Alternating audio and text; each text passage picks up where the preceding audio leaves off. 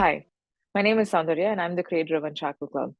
Welcome to an edition in the Extraordinary Visa Library, where we bring in past recipients of O1, EB-1, and EB-2 NIW visas to understand their journey and demystify the process to help more talented immigrants like you get these visas.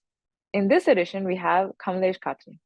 Kamlesh moved to the US from India to pursue his master's degree in structural engineering at the University of Texas Arlington. Post graduation, he amassed a wealth of experience working on roadway projects, bridge design, feasibility, and more before getting a professional license. His motivation to apply for the EB-2 NIW came from a layoff where he was one of the people affected. With the goal of securing his future in the country, he applied for and got his approval in July 2023. Kamlesh Khatri, ladies and gentlemen, let's dive in. My first question to you is, what motivated you to pursue the EB-2 NIW route? Because it's not something that a lot of people even hear about. So what motivated you and how did you hear about it for the first time? Yeah, there's actually a very interesting story attached to this. I really wasn't aware of EB-2 NIW or EB-1A, these different category of visas. I was always under the impression that EB-1 visas are especially for PhDs, or I was always thinking that that's just for them. Until last year. uh, So when I graduated, I already had a job offer like 8 months prior to even me graduating. So I never had to face such situation where I have to like find a job or I'm having a hard time finding a job. For me, it was always like easier in terms of finding a job or different opportunities. Never faced such situation until last year where I just joined in a new company, a very good company, a big company, and they hired me to as a lead design engineer working on Texas roadways and highways projects. Usually, those are federally funded projects, and after a couple of months, they let me go because they were in a need of people who can work straight away because they had contracts and they didn't had enough people who can work on those projects. So they hired me. As soon as the work was done, they let me go saying, "Hey, we are not looking for any work as of now. We don't have it, so we have to let you go." And that was the first time I felt shocked because that's not something that I expected. They had a good reputation, the company and everything, and I had everything what they would need in a candidate, and that's why they hired me. I had four offers, but I still chose to go with them because the opportunity was good. Everything was good about it. So that was kind of a setback for me, and I was heartbroken.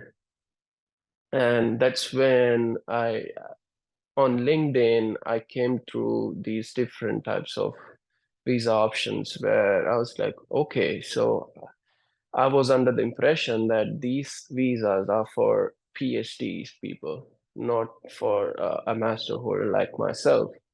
And that's where I started to dig in about these processes, and I was like, with this non-immigrant visa, there is a lot of uncertainty. People will take me, people let me go, and that's not something that I look forward in my future. So I thought it's better to do something. I know it's gonna take me an extra effort to do all of these things, but I was like, you know what, that's the best thing for me and my family moving forward as well. So that's when through LinkedIn, I came to know like different people had their own certain courses that they were doing, saying that if you're gonna join our camp, boot camp, or if you're gonna join us, we will make sure in 6 months you'll get your this extraordinary visa approved if you put in the work and things like that.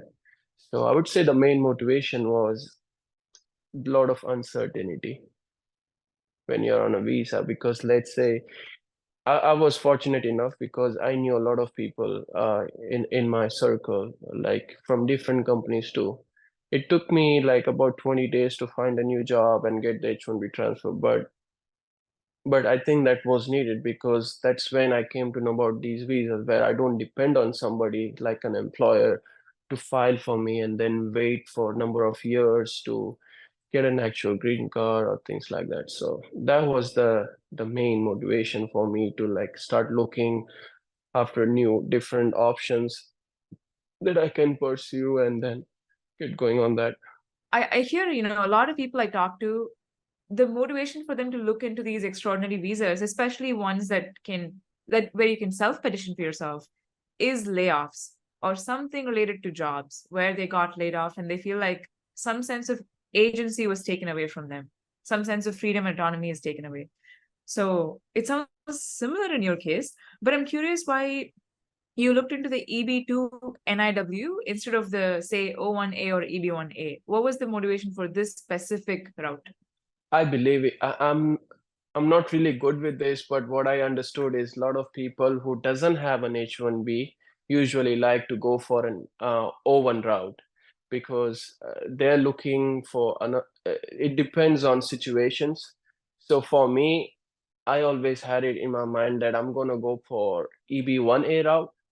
But so here's how like I knew I was gonna get married the following year because I was talking to my fiance and she's back in India and then I recently got married. So but the whole point is I was always trying to go for EB-1A because that's what I have seen that that's the quickest route to get a green card. So I so I signed up. I tried to approach different lawyers, right?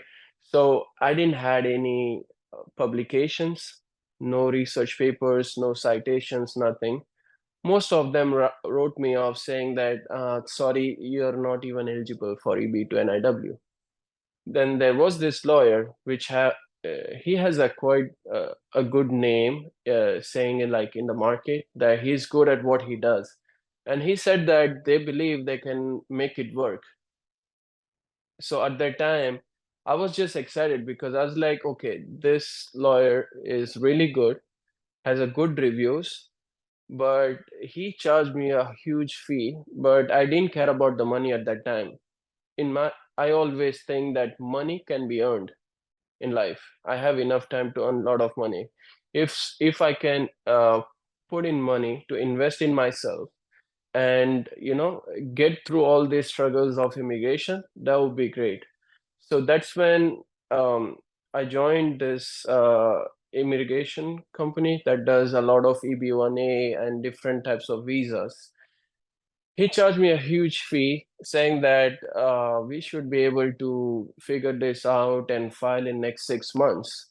And I was like, that sounds perfect because in 8 months I was gonna get married. So I never even thought about EB-2 and IW. But then I didn't get good responses back from the lawyer. I have to send an email, but they're not really responding well. And I was always diligent in making their payments. I gave them 50% payment up front, and then each month I used to pay whatever was supposed to pay. I paid them all the money, but I didn't get what I wanted. Like the expectation were not like matching what he said, like how we gonna approach and things like that. And I told him in the beginning, like, hey, I'm gonna give my 200%, but I'll work as hard as I can to make sure that we will have this thing in a good spot, and then we are able to file until this year in say it was almost like 9 months and we didn't even make any significant contribution to my case. That's when I told him like, hey, I gave you all the money, I paid everything, but I just don't see like I don't get the right response. You know what? I just don't want to continue with you. So that's what I sent him in the June. And then I talked to another lawyer whom like on the LinkedIn I always try to use EB1A filter to kind of see like if somebody got approved, what are their stories and what they have done to, get their petition approved. That's when I got this lawyer's information saying that he's getting those approvals for his clients. That's how I contacted him, and he gave me an advice saying that, hey, I I think you have a good case for EB-2 NIW for sure. I can guarantee you that this will be approved. But for EB-1A, I'm not sure yet. What we can do is we can go for EB-2 NIW first, get that date logged in, and then we can look into an EB-1A route. And he was very honest with his approach. He was not giving me like a great promises or things like. He was just being honest and straightforward, and that made sense to me. And that's how. And I was thinking in a way that okay, because my wife, she's here in United States right now, and all she has to do is sit back home and do nothing basically. She does her artwork and things like that, but it's very difficult for a like she holds a master's degree, and then all she like legally she cannot work here, and she doesn't want to do another master's because she just had a master's degree. So I thought, you know what, EB to NIW would be a good route for now, because so that she'll get her EAD authorization in say in few months. So that's how I chose like I should go for EB to NIW first, and now we are in the process to submit EB1A case next month. Wow. I was not expecting this tangential arc that happened in your story. So it sounds like the money you spent on the first lawyer was essentially gone, right? Because that lawyer did not. Yeah. So I paid him the whole money. And then when I said like, hey, I just don't want to continue with you anymore because like I sent you an email 2 months ago, you're not even replying. I don't want to like just go at it like saying, hey, what's the next step or what's going on? So, and then they send me, I said, I paid you for the money and I didn't get the services that I paid for. You better like you have to refund me something back. And they offered me a refund like way too less than like they said that the 45 minutes they charged me $2,000 for that every session, which was crazy because when I spoke to this new lawyer, he said like what's the decent and the average, what it needs to be, like $5,000 to sign like for the whole petition. And that's because initially I was so emotional like last year when I lost my job. I was so emotional. I didn't even do my enough research on what's the actual fee for like the petition and what lawyers charge. I was like, okay, this is a great lawyer. He's like top three in EB1A, and I've seen reviews and doesn't matter. Like I didn't even care about money at that point. I was like, I just want to take myself out from this situation. I just have to Yeah. go for it. Doesn't matter.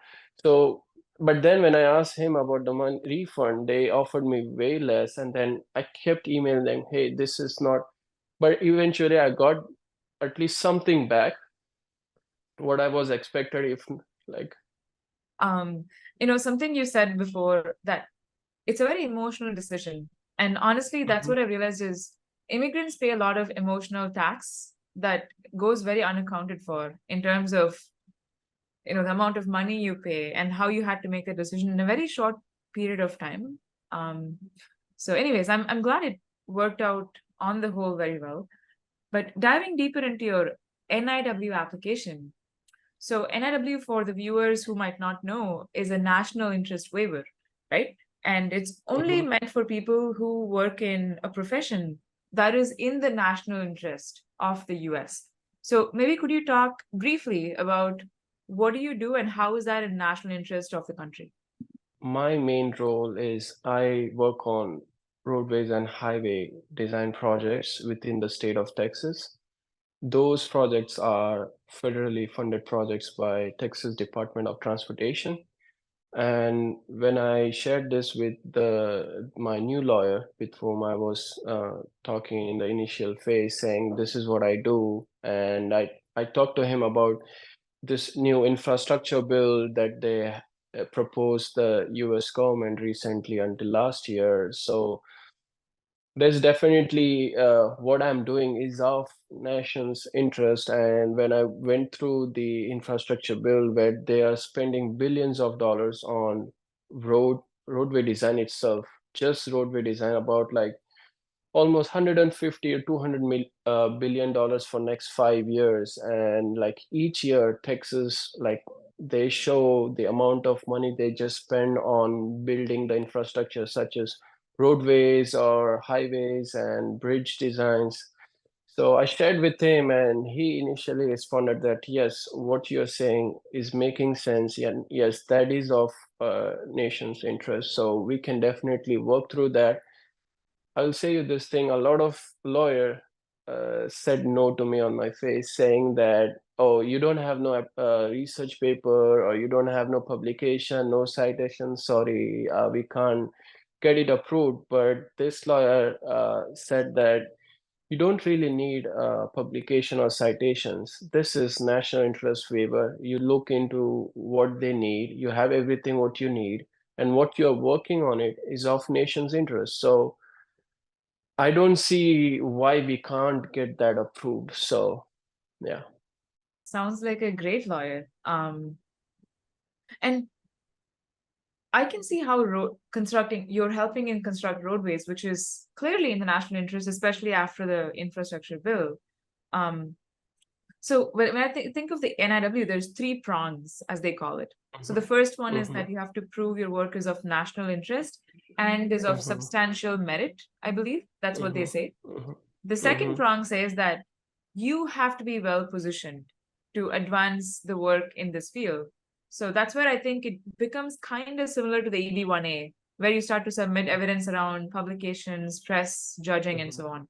So I'm curious, what were the top three evidences that you submitted, which were your strongest at that point? Until last year, I was not involved in any organizations or anything like that.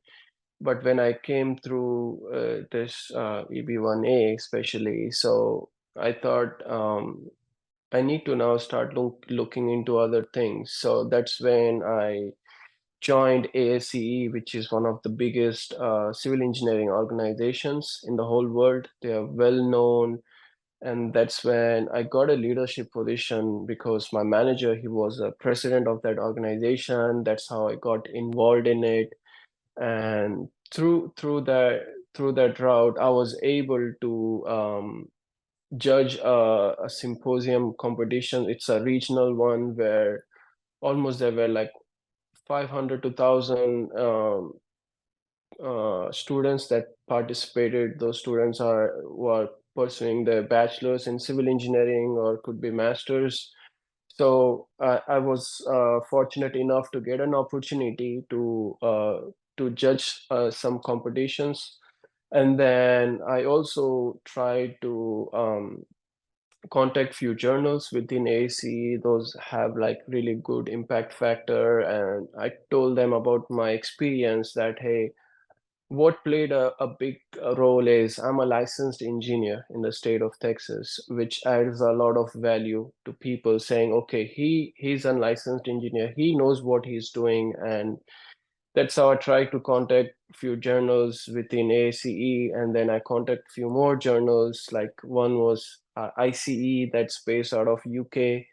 So I started getting like uh, review paper judging emails. So I started doing that. And then I kept looking on other options as well, like on LinkedIn, where people are saying they're doing judging for Stevie Awards or Globee Awards. So I did a lot of those as well. So that kind of, and then also my engineering license, saying that those few of them that I included in my petition, EB-2 NIW petition. Makes a lot of sense. Because I think the NIW has a lower bar than the EB-1A. That's why it's also called a second preference green card. And so it seems like you had enough, which is a professional license, a master's degree, judging other people in your field, being part of a big organization, and probably, I don't know if high remuneration is one of the things that you counted for. Yeah, Was that also something? yeah, yeah. So my lawyer also counted that because Great. What I was getting is more than the average, and I was well prepared for this next lawyer because I had everything documented where I want to present my whole case in front of him to see what he feels at the first glance. Mm. So he definitely felt confident that he still believes that there is a possibility of me getting an EB-1A as well, but he suggested me that we should go for EB-2 NIW first, and Mm. then we can go for EB-1A. And Um, and you mentioned that your manager was the president of the ACE. Is that the American mhm, Civil something? yeah, American Society of Civil Engineers. So they have their different Oh, ASCE. branches. Got it. So they have their different branches. He was the president of this Dallas Fort Worth branch. Wonderful. And then that's how I got involved with that organization. I'm curious, when people hear about how, someone else is part of IEEE or ASCE or the British Computer Society, something that they always ask is, how can I get involved? Like, what is the very first step I can take to join such a prestigious organization? So I know in your case you had your manager who was part of it, but do you remember what was the first thing you did to join the organization? Honestly, if I were let's say if my manager wasn't like in that already involved in that organization, what I learned over my past experiences last 1 year is you have to approach people. That's okay. Like people, eventually what they're gonna say is a no, but I most of the time I've got a positive feedback, honestly. I think I won't call like I'm fortunate enough that I didn't get a lot of no's comparatively, but the whole point is the process that I believed in is you look at the things that you want to do, you approach the people, the right people. If they are not the right people, then you can like politely ask them like, hey, if you are not the right person to ask, can you please suggest me who I can contact to, or this is what I'm trying. Basically, you're looking at the goal of what organization is trying to establish, and you're in the same process. Like, hey, I also want to work towards the same goal, and I want to get involved in this organization. And I truly believe that I can add a value to this organization. So, moral of the story is you have to approach, keep trying. It's okay if somebody says no, or it's okay if somebody won't respond, but keep trying. Yeah, I'm glad you said that because I think sometimes it is as simple as that, sending a message or an email or a Mhm. LinkedIn, request to somebody and then starting the conversation. And so in your case, you didn't have to do that because you asked your manager, hey, how can I get involved in Mhm. ASCE and become a Mhm. member? Got it. Mhm. Coming to the third prong for the NIW, the third prong says that you need to show that the US is better off waiving the labor market test requirement, which is required generally for any EB-2, EB-3, so etc. petitions. So I'm curious how you guys tackle that prong. So basically, we showed that I'm gonna continuing doing what I'm doing, which is my current field, that I'll keep working on these projects. Um, One of the letter that we attached was one of the biggest project that which I've done with my previous company that had a construction cost of $1.3 billion. I was the main lead design engineer. So I got a letter from my previous manager, who was the main project manager of that whole project. So basically, we tried to show them that, hey, he's gonna continue doing what he's doing in this field, and then we added a few more points like what I'm doing with my current organization is I'm gonna be involved in universities where I'm gonna give lectures on, say, roadway design through this organization. I'll be doing more work within the organization to help students to get more involved in this field, because you see, right, we also attached a sheet that was posted by TechStart saying that we don't have enough people right now to work. We have a lot of work with that infrastructure bill. There's a lot of work out there, and we don't have enough people to work on this. So we kind of trying to show that encouraging these things.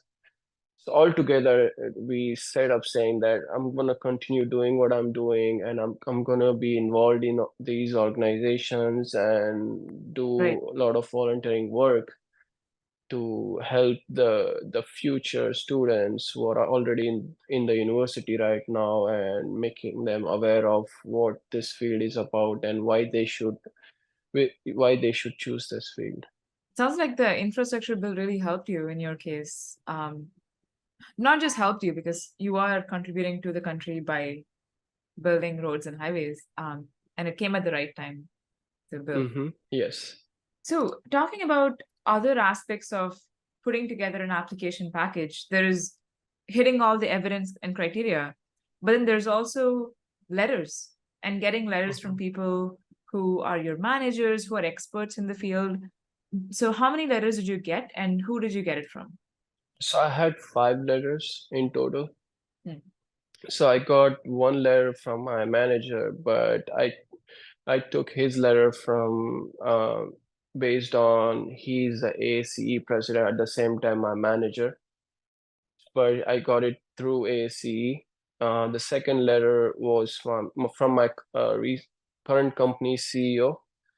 Where he described how some of the things that I've brought in the company have boosted the entire team.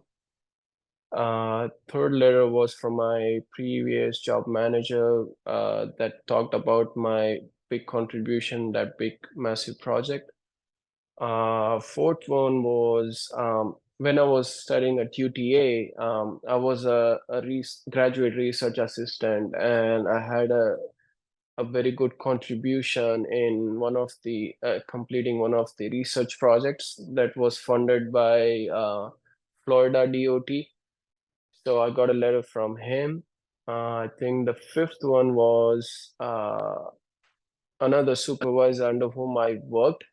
That he has his own company now. So he had like his own company stamp and everything. So these are the 5 letters that I use for my petition. Interesting. Five actually is more than what I would have expected. Was there a reason why did your lawyer ask you to get 5 letters? I could have had more, but he said this is good, more than enough for at Right. least EB-2. More Yeah. than enough for EB-2. What I try to do is get letters from different people, not feel like this is within the same Yeah. group or saying within the same company, everybody can give it to me. So I try to make sure that I make it a little bit like in a different way, like from other parts of the area, and then that was my strategy, saying this is how I want to do, and he agreed with it. So yeah. Fantastic. And it also sounds like the letters were talking about maybe a slightly different aspect of you as an extraordinary immigrant or an employee. Um, so that makes sense. Yeah, every letter talks something different about me. One Right. letter talked about my research contribution. One letter talked about me and my role in an organization. One letter talked about how I was contributing in terms of bridge design structural work. One letter talked about my very big role in a big project, and one role is talking about like how am I contributing to their company and how it's helping whole lot of people within the group. Mm. And to create these list of recommenders, did you just sit down and write anyone you could think of? And how did you filter people beyond that? So all these people are somebody who I can count on, and I ask them that, hey, this is what I'm doing, and they were all in for it, because some of them also like they are like uh, came on F1 visas like me. Now they have their own green card, so they know what it takes. Plus, I try to get some more letters from officials or DOT, because that adds a lot of value in terms of like when they look at it, okay, this is an official from, say, Texas DOT, which means this guy is something. That's why they have given him. But I didn't get success in that because they were hesitant to give me a letter. And they were like, it's with the USCIS, where they don't want to get into all sort of troubles or something. That's what their thinking is. But I tried my best. I can always try. But I didn't get enough success on getting letters from them. But yeah, these people came into my mind straight away. Like these other people, like they will definitely help me get the letter for sure. Fantastic.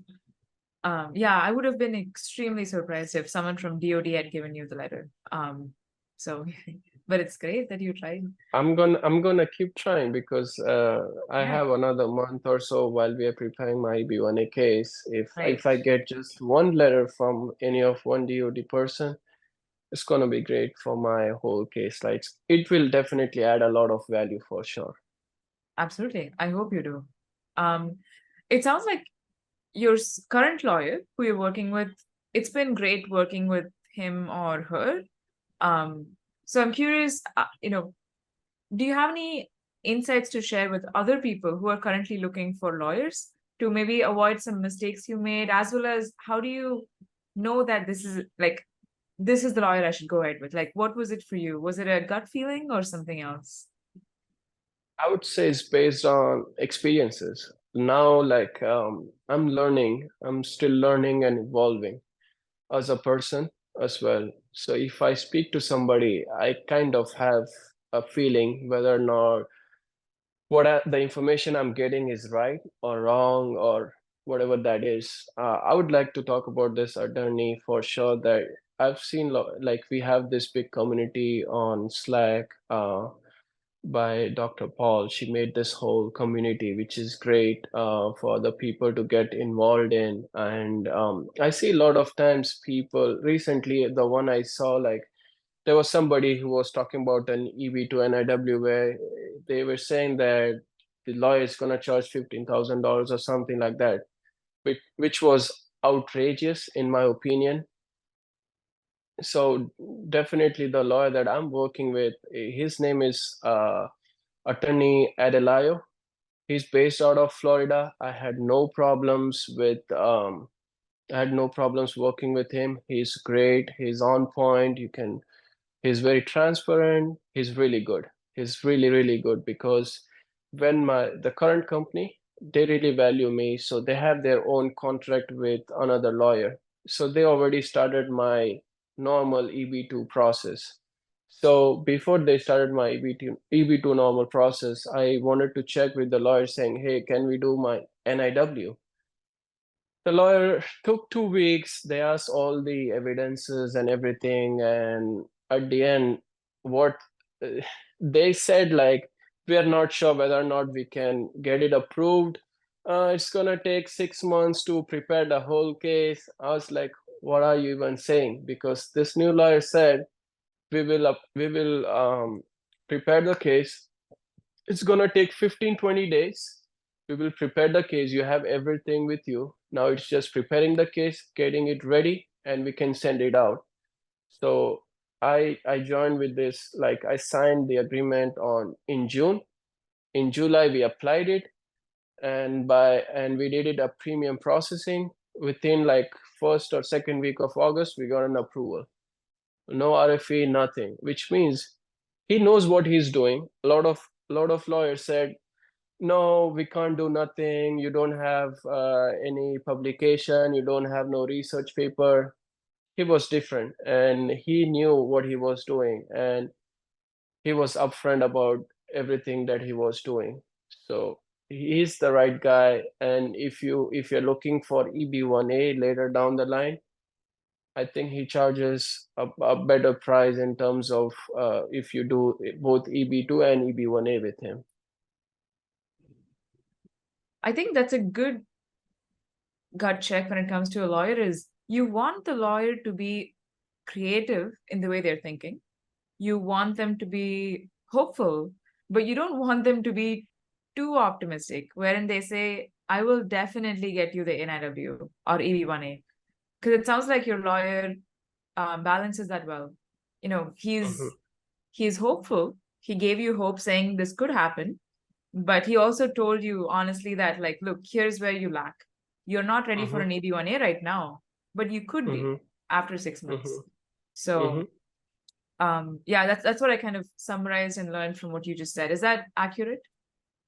Kind of, yes, because for me, what's important is an honest feedback. Doesn't matter if it's gonna, whether or not I'm gonna like it or not. It doesn't matter. I need an honest feedback, and that helps a lot. So he said, I'm not saying that EB-1A can't be done. It can be done, but I would suggest we go for EB-2 NIW first. He was being honest, and I took it in the right way. I said, yes, let's do that first. Fantastic. Kind of coming into the last few questions I have for you. What I know your whole process was quite short for the NIW, although the EB-1A did go on for about 9 months. What really helped you through this process? Any podcast, resource, a person, anything that you feel like this was great when I was going through the process. This really helped me. I think a lot of different people, I would say. Like, I read a lot of non-precedent decisions on USCIS, how like some people are getting these criteria knocked down or saying that, okay, this is what they have done and this is how they got this criteria approved. Or a lot of videos on YouTube, different lawyers, different people with their own course or boot camps or anything like that. A lot of things on LinkedIn where people have said like, okay, they just got approved or something. So I used to go to their LinkedIn to see what they have done differently or what they have done to get it approved. Because a lot of times people like to which is a good thing, like people have achieved something, they like to share it on LinkedIn with the people. So that's where you kind of get an idea, okay, Yeah. okay, this person did these awards, or okay, so I can see how they tackled this awards criteria, or say through this judging criteria of where they judge these competitions. And so basically a combination of a lot of these different things. So it sounds like it's obviously people in your life, but also LinkedIn, and just searching for people who shared their success on LinkedIn about getting an EB-1 or EB-2 NIW. Did you feel like something was missing though? Something that you wish was there, but wasn't through the process? I think I wish I knew about this long back ago. About what? But This meaning about the NIW? whole, yeah, the whole EB-1A NIW, because I was under the impression that this is just for PhD folks, which was not true until I see recent successes with other people, Right. how they are be able to do.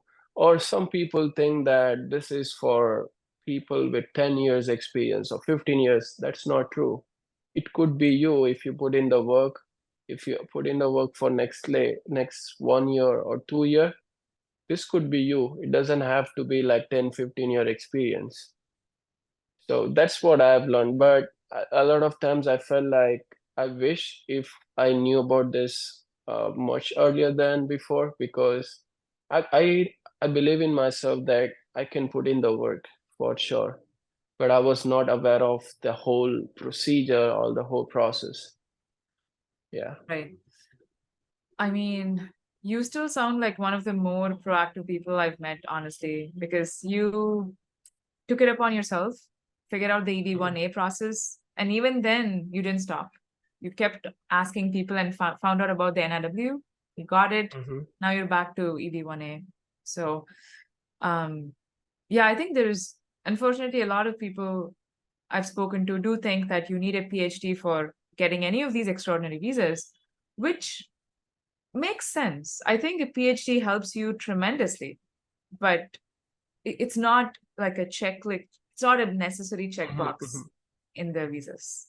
For me, I Past, would just add to this is the motivation is freedom, the motivation is opportunities, the motivation is family. right? I haven't had a chance to celebrate Diwali with my family for now 7 or 8 years. I'm sure a lot of people didn't even have celebrated for more than 10 years or something like that. But I would say for me, the motivation is freedom, because so that I don't get to experience what I experienced last year, which I didn't even expect. I had 4 offers. I could have gone with, even when I selected before joining that company, I joined another company. That the owner of that company was from Iran, so they were well aware of the whole green card process. They promised me saying that they'll start my green card process straight away. That's why I didn't even look for any other opportunity. All the people who have with me, they always knew like for me, immigration is very big deal. It's very big deal for me. So I've got a lot of, I felt heartbroken many a times where people have taken advantage, but I learned from it that I don't make the same mistake again. But immigration is something which was always there in my mind, that the motivation is there. So there are a lot of things that add to it, and that's why that drives me, and I put in more efforts for that. Well, I think the efforts are bearing fruit. I'm really, really happy to hear the story. Um, just the last question I have is, what helped you through this process emotionally? It sounds like you had quite a few setbacks over the last year from the moment the Mhm. job offer, got out of your hand. So I'm curious, how did you cope with it emotionally? I'll be honest with you, I couldn't sleep for uh, 2 3 months, where um, I'm the youngest in my family. So if I share everything with my mom, who lives way far off, I'm really close to my mom. If I share things with her, she'll be like, she'll be worrying about me, like what's happening and things like that.